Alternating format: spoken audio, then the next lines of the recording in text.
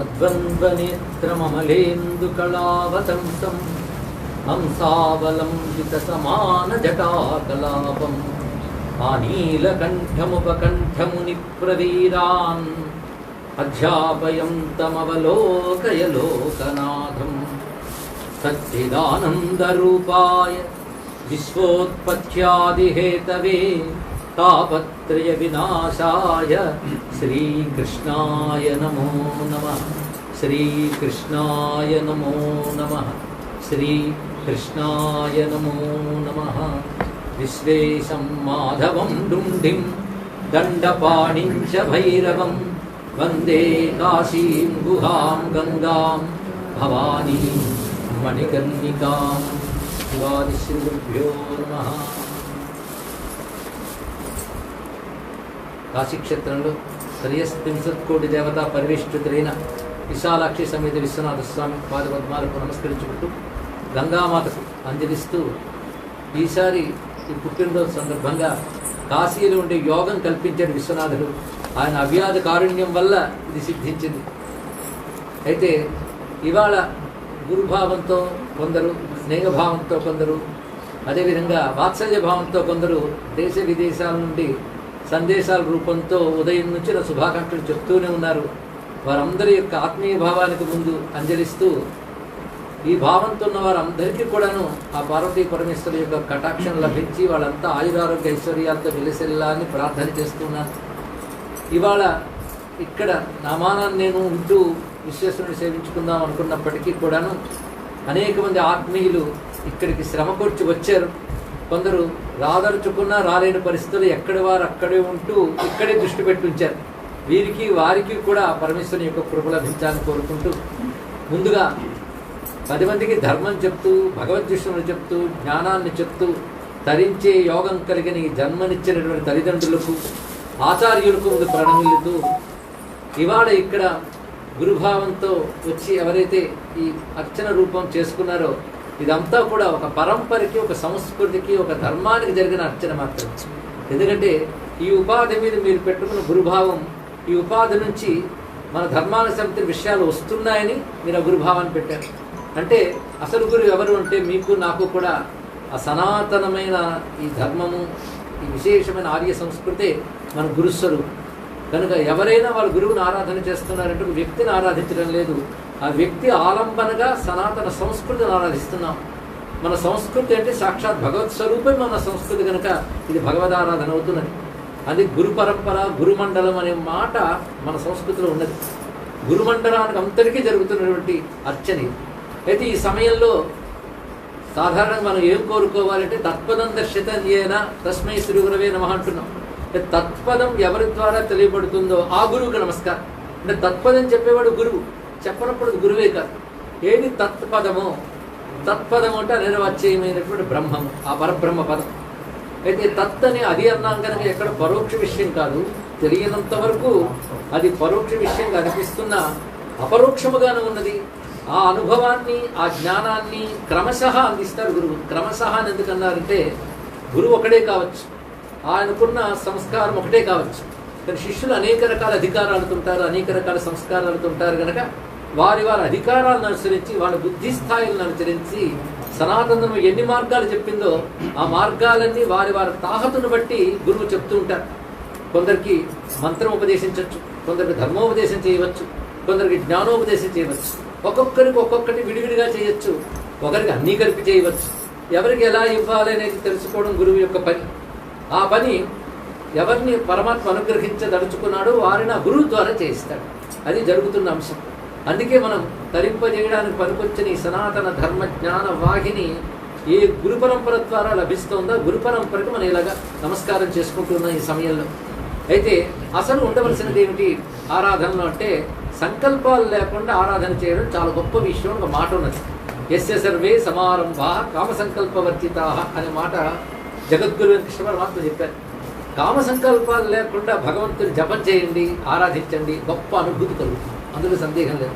అది ఉన్నంతసేపు అనుభూతి కొంచెం దూరం అవుతుంది. ఒక్క క్షణం కామ సంకల్పాలు లేకుండా భగవంతుని ఆరాధించినా కలిగే అనుభూతి చాలా విశేషంగా ఉంటుంది, అఖండ అనుభవం లభిస్తుంది. అయితే ఏ సంకల్పం లేకుండా చేయడం మహా కష్టం. ఏదో ఒక సంకల్పం ఉంటూనే ఉంటుంది. ఏ సంఘము లేకుండా జీవించడం బాగుంటుంది, కానీ ఏ సంఘము లేకుండా జీవించడం మరో కష్టం. కనుక రెండు కష్టాలు ఉన్నాయి. సంకల్పం లేకుండా చేస్తే చాలా గొప్పది, కానీ సంకల్పం లేకుండా ఉండదు. సంఘం లేకుండా ఉంటే శాంతి ఉంటుంది, కానీ సంఘం లేకుండా ఉండదు. అందుకు ఏం చేయాలని దత్తాత్రేయ వారు గొప్ప మాట అన్నారు. సంఘం లేకుండా ఉండలేవు కనుక సత్సంగం పెట్టుకో, సంకల్పం లేకుండా ఉండలేవు కనుక సత్సంకల్పం పెట్టుకోవాలి. కనుక సంఘానికి సంకల్పానికి సత్ తగిలితే చాలు. సత్ అంటే నేను చెప్పిన తత్తే సత్, తత్సత్ అన్నారు కదా, బ్రహ్మమే తత్. ఆ తత్ గురించిన ఒక అనుబంధం మన సంకల్పాలకు తగలాలి. అంటే మన సంకల్పాల్లో పరబ్రహ్మ స్పృహ ఉండాలి, భగవత్ స్పృహ ఉండాలి. అదేవిధంగా మన యొక్క సంకల్పాలతో పాటు సంగమంలో కూడా భగవత్ స్పృహ ఉండాలి. మనం ఎవరితో తిరుగుతున్నామో వారితో కూడా భగవత్ సంబంధమైన విషయములు, భగవత్ సంబంధమైన అంశములు మాట్లాడుతుంటే సత్సంగం. అంతేగాని సత్సంగం పండే భూమి కాశీకొచ్చి కూడా ఇంకా వ్యాపారాలు, వస్తువులు, జనాలు వాళ్ళ దోషాలు పరామర్శ చేస్తూ బ్రతుకుతూ ఉంటే ఎప్పటికి తరిస్తారని చెప్పండి. కనుక సత్సంకల్పం, సత్సంగం ఎక్కడున్నా ఉండాలి, కాశీలోనే కాదు ఎక్కడైనా ఉండాలి. అయితే ఈ సత్సంగ సంకల్పాలలో ఏది సత్సంకల్పం అంటే భగవత్ ప్రాప్తే సత్సంకల్పం, భగవత్ విషయస్ఫురణే సత్సంకల్పం. అయితే ఒక సంకల్పం మనకు ఉండాలి. ఆ సంకల్పమే ఈ రోజు నేను ప్రతి వారికి కోరుకుంటున్నా. ఎందుకంటే పుట్టినరోజు నాడు ఏది కోరుకుంటే అది ఇస్తారు. పిల్లలు అడిగిన పెద్దవాళ్ళు ఇవ్వాలి కదా. ఒక విధంగా నాపై ఒక ఆత్మీయ భావం ఉన్న వాళ్ళందరినీ నేను పుట్టినరోజు సందర్భంగా కోరుకుంటున్నాను. ఇదే సంకల్పము, ఇదే ఇచ్ఛ అనుకోవచ్చు. ఇవాళ మనం ధర్మం గురించి మాట్లాడుతున్నాం. మనం తరించడానికి ఇది గొప్ప సాధన దృఢంగా విశ్వసిస్తున్నాం కదా. అలా విశ్వసించడానికి కావలసిన ఈ ధర్మాన్ని మన దాకా తీసుకువచ్చిన పెద్దలని ఎంతగా నమస్కరించుకోవాలి, కృతజ్ఞత చూపించాలి. ఇవాళ బ్రతికుండడం వల్ల కదా మనందరం అనుకోగలుగుతున్నాం, తరించుతున్నాం. అదే లేకపోతే మనం ఏమైపోతాం, దిక్కు లేని వాళ్ళమైపోతాం, దారి లేని వాళ్ళమైపోతాం. అలా మనం తరించడానికి ధర్మం మిగిలింది. మన బాధ్యత ఏమిటంటే తర్వాత తరాలకు కూడా ఈ ధర్మం మిగల్చాలి. ఇది మన బాధ్యత. మిగల్చడం కోసం మనం ఏం చేయాలంటే ఈ ధర్మం క్షేమంగా ఉండాలని అందరం కోరుకోవాలి. ఎందుకంటే ఈ ధర్మం ఆక్రమించదు, అదేవిధంగా హింసలు చేయదు. అహింసే ప్రధానంగా ఉంటుంది, అందరూ తరించాలని ఉద్దేశంతో ఉంటుంది. అలాంటి ఈ ధర్మాన్ని దెబ్బతీయాలని లోపల బయట శత్రువులు పెరిగిపోయిన కాలంలో ఉన్నామనేది చాలా కాలం నుంచి ఉన్న వేదన. ఈ మధ్య మరీ వేదనగా ఉంటున్న విషయం. ఎందుకంటే దేశానికి శత్రువైనా ధర్మానికి శత్రువైనా ఒక్కరే, అది తెలుసుకోవాలి. ఇక్కడ ధర్మశత్రువులందరూ దేశశత్రువులే, దేశశత్రువులందరూ ధర్మశత్రువులే. అందుకే ఏవో ప్రలోభాల కోసమని ఈ ధర్మాన్ని నిందించేటువంటి వాళ్ళందరూ కూడా దేశద్రోహులనే భావించాలి, అందులో సందేహం లేదు. అందుకే నా ధర్మాన్ని రక్షించు, నా దేశాన్ని రక్షించు అని భగవంతుని ప్రార్థన చేయాలి. ఈ ప్రార్థన దైవీయమైన ప్రార్థన అంటారు. ఇది సామాన్యమైన ప్రార్థన కాదు, ఇది సత్ప్రార్థన. ఈ ప్రార్థన మనకి దేవతలు నేర్పారు. అదే దేవతలు ఈ ప్రార్థనని భగవంతుడికి అనేక పర్యాయాలు చేశారు. ఎప్పుడెప్పుడైతే ఇత్తం యదా యదా బాధ దానవోత్థా భవిష్యతి తథా తథా వితిర్యాం కరిష్యాం జనసంక్షేమం అమ్మవారు చెప్పారు. ఎప్పుడెప్పుడైతే దైత్య బాధలు విజృంభిస్తాయో అప్పుడు అమ్మవారిని మనం ఆహ్వానించాలంటే దానికి తగ్గ సంసిద్ధత మనకు ఉండాలి. ఊరికనే అమ్మ అని పిలిస్తే రాదు. ఎల్లవేళలా అమ్మని పిలిచే స్వభావం ఉన్నవాడు ఈ సమయంలో అమ్మవారిని పిలిస్తే తప్పకుండా పలుకుతారు. కనుక నిత్యం ఆరాధన చేసిన వాడికి అప్పుడెప్పుడైనా భగవంతుడిని అడగడానికి అర్హత ఉంటుంది. కనుక మనందరం కూడా అమ్మవారిని ఆరాధన చేస్తూ ఈ సమయంలో అడగవలసింది ఏమిటో కూడా దేవతలే మనకు నేర్పారు, కొత్తగా నేర్చుకోక్కర్లేదు. ఆ ఒక్క శ్లోకం ఈరోజు సత్సంకల్పంగా మనందరం భావన చేస్తూ మనందరం అమ్మవారిని ప్రార్థన చేద్దాం. ఇవాళ నుంచి ప్రతిరోజు మన నిత్య ప్రార్థనల్లో ఈ శ్లోకం ఉండాలి. ఆ శ్లోకం నేను ముందు చెప్పేసి తర్వాత మీ అందరి చేత చెప్పిస్తాను. మనకు భావ వ్యాఖ్యానం కూడా చేసుకుందాం. సర్వబాధా ప్రశమనం త్రైలోక్యస్యాఖిలేశ్వరి ఏవమేవ త్వయా కార్యం అస్మద్వైరి వినాశం. అనేక మంది సప్తశతులు, దేవి మహాత్మ్యాలు చదివేవాళ్ళు, పారాయణలు, హోమాలు చేసేవారు కనబడతారు, కానీ స్పృహతో చేయాలని కోరుకుంటున్నాం. ఇందులో ఎంత చక్కటి ఆకాంక్ష కనబడుతుందంటే కేవలం సనాతన ధర్మంలో మాత్రమే ఈ ఆకాంక్ష ఉంటుంది. మొదట కోరుకున్నది ఏమిటంటే సర్వబాధా ప్రశమనం త్రైలోక్యస్య. ఇది వాళ్ళు అడుగుతున్నారు. ముల్లోకాల్లో ఉన్న సర్వబాధలు పోవాలి. ఎంత గొప్ప కోరికండి ఇక్కడ. ఎవరు అడగగలరు అలాగా? మిగిలిన ఏ ఒక్కరూ కోరుకోలేరు, సనాతన ధర్మం మాత్రమే కోరుకోరు. మిగిలిన వారు ఏమంటారంటే మా మతంలో చేరితే అందరూ క్షేమంగా ఉండాలి, మా మతంలో చేరకపోతే ఎవరు క్షేమంగా ఉండడానికి వీలు లేదని సిద్ధాంతాలు మిగిలినవి. ఇక్కడ అదేవీ లేదు. ముల్లోకాల్లో అందరూ క్షేమంగా ఉండాలి. ముల్లోకాల్లో, నేనున్న ఊర్లో, నేనున్న దేశంలో, నేనున్న భూమి మీద కాదు, ముల్లోకాల్లో సర్వదేవతలు అందరూ, ముల్లోకాల్లో వాసులు అందరూ కూడా క్షేమంగా ఉండాలి. అందుకే ముల్లోకానికి సుఖం కలగాలి కోరుకున్నారు. ఇది సుఖానికి అవరోధంగా ఉన్న రకరకాల బాధలు ఉంటాయి. ఆది భౌతిక, ఆధ్యాత్మిక, జదైవిక తాపత్రయాల వల్ల వచ్చే బాధలు ఏవైతే ఉంటాయో అవి ముల్లోకాల వాడికి తొలగిపోవాలి. ఎంత అందమైన మాట అండి. సర్వబాధ ప్రశమనం త్రైలోక్యస్య. అయితే అమ్మ నిన్నెందుకు అడుగుతున్నాం? ముల్లోకాల బాధలు పోగొట్టిన ఆవిడెందుకు అడగాలి అంటే అఖిలేశ్వరి అని అమ్మవారికి సంబోధన చేశారు. ఆవిడ సర్వమునకు ఈశ్వరి గనక ఆవిడ పని చేయగలదు. అది విశ్వేశ్వరి త్వం పరిపాసి విశ్వం విశ్వేశ్వరి ధారయసీతి విశ్వం. అమ్మాను విశ్వేశ్వరి, అఖిలేశ్వరి. సమస్తము, విశ్వమన్నా అఖిలమన్నా సమస్తం అని అర్థం. సమస్తమునకు పాల్గొరాలేవి గనక నీ వల్లనే అది సాధ్యమవుతుంది గనక సర్వబాధ ప్రసరం త్రైలోక్యస్య అఖిలేశ్వరి.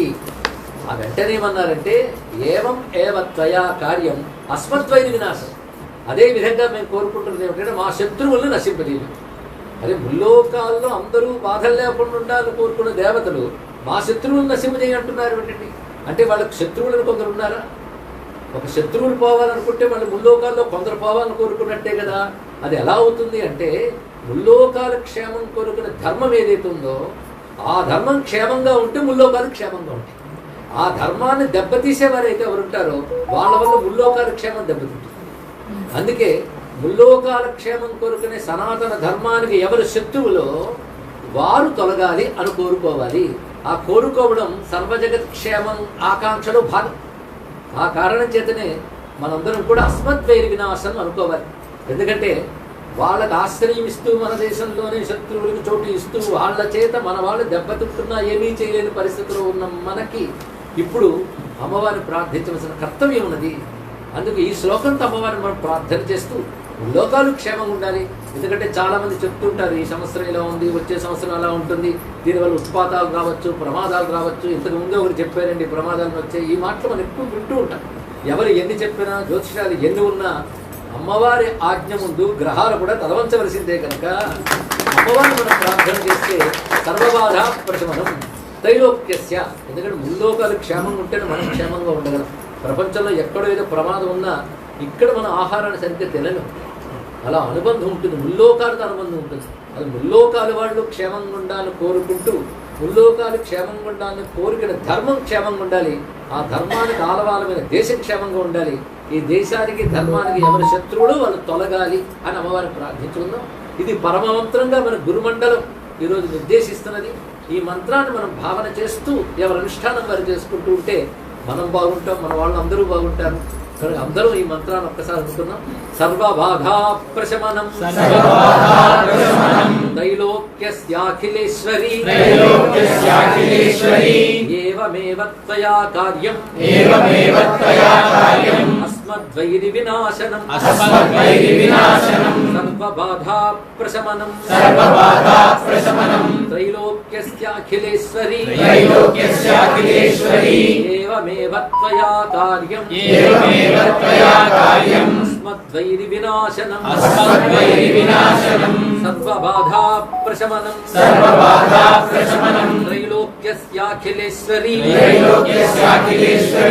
ఏవమేవ త్వయా కార్యం అస్మద్వైరి వినాశనం శ్రీ దుర్గాయై నమః శ్రీ దుర్గాయై నమః దుర్గాయై నమః శ్రీ దుర్గాయై నమః శ్రీ దుర్గాయై నమః. ఏదైనా క్షేత్రంలో సంకల్పిస్తే తప్పకుండా ఫలిస్తుందంటారు.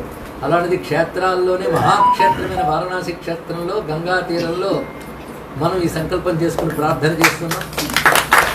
సమూహం అంతా కలిసి చేస్తున్నాం. ఈ సమయంలో నాతో పాటు స్వరం కలిపినది దేశ విదేశాల్లోని ఎందరో స్వరం కలిపారు కనుక ఇంతమంది కలిపి ముల్లోకాల క్షేమం కోసం మనం ప్రార్థించడం చాలా ఆనందకరమైన అంశం. బహుశా ఈ ప్రార్థన చేయడానికే స్వామి వారణాసికి రప్పించేయడము అనిపిస్తున్నది. ఇలాంటి ఈ క్షేత్రంలో అనేక మంది ఆత్మీయులు కలుసుకున్నాం. పైగా ఇప్పుడు 18 ఏళ్లుగా నా పుట్టినరోజు అనగానే ముందుండేటువంటి ప్రధానమైన వ్యక్తులు మారేపల్లి సూర్యనారాయణ గారు, రాజేశ్వరి దంపతులు. అది వారు ఇప్పుడు లేరేని మనసులో చింత ఉన్నప్పటికీ వారి ప్రతినిధిగా వారి కుమార్తె ముంబై నుంచి ఇక్కడికి విచ్చేశారు రంగరాజు గారు. వారికి అభినందనలు. అలాగే నాకు అత్యంత ఆత్మీయులు, రామాయణ తపస్వి అని మేము భావించేటువంటి మా తాడిమళ్ళ నారాయణరావు గారు దంపతులు, వారికి ప్రత్యేకమైనటువంటి వారు రామకార్యం మీదే కూడా వచ్చారు. వాళ్ళు రామాయణం వాల్మీకి రామాయణం మొత్తం హవనం చేసి రామాయణం 49 ప్రవచనం పూర్తి చేసుకుని ఇక్కడికి వచ్చి రామ ప్రతిష్ట హనుమత్ ప్రతిష్ట చేసుకున్నారు.